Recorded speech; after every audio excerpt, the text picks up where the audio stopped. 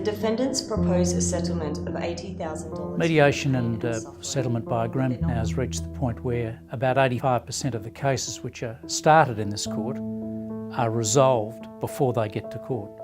But they're not willing to pay any compensation for future So there's no worse feeling than for a plaintiff, for example, someone who's been injured in a serious incident, deciding to go to court when there's been a reasonable offer to settle it and then losing the case. It can cause a complete catastrophe. Same applies for the defendant. They might believe that they have a very good case.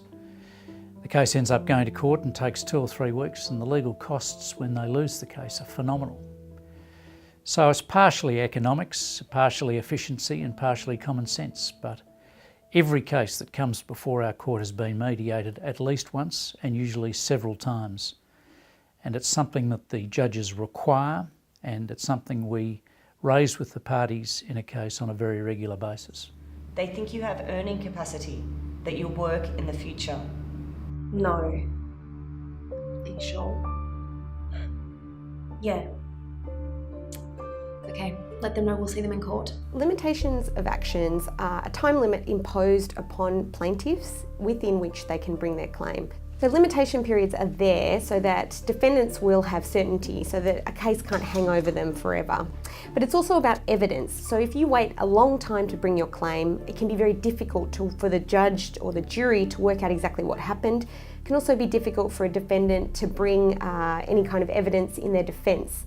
So it's important that cases are heard as soon as possible, really, after the incidents that are in question happen. But you've also got to give plaintiffs time to get their case together, to speak to a lawyer, to work out that they've got a case to bring before the judge or the jury.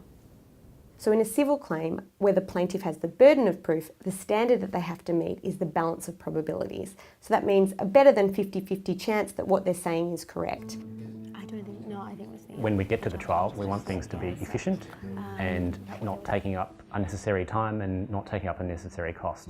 So that's why we have some of these, what we call in Victoria, pretrial applications or interlocutory applications. And so what can happen is that disputes can arise in relation to one or more of these interlocutory steps. Okay. Is there anything else missing? For example, a common dispute that arises is that one party says that the other party's discovery is not adequate.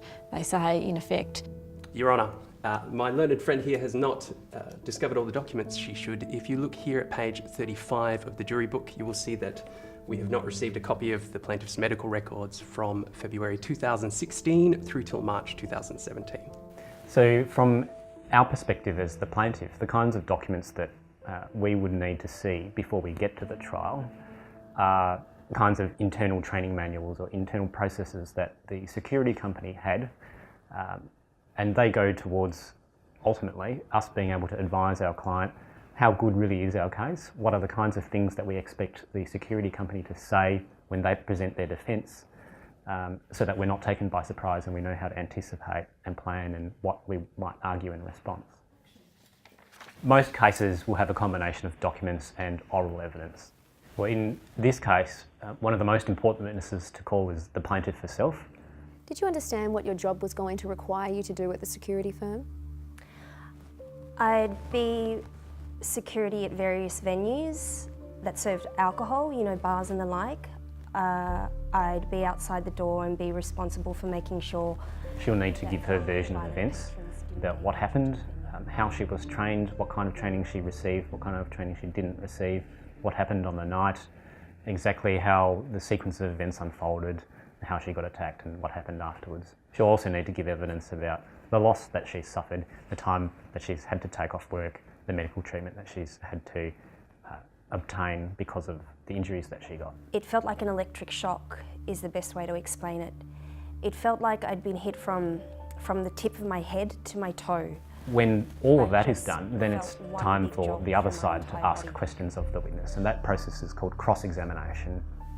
and so in this case you could imagine the defendant saying that by leaving the venue and following the patron into the street, and then by trying to subdue the patron, she failed to take reasonable care for her own safety. She should have not have followed him into the street, and or she should have waited for the police and not tried to subdue him. So they're all matters that you would think would be relied on by the defendant as a contributory negligence in this case. The defence alleged you contributed to your own negligence when you pursued the patron.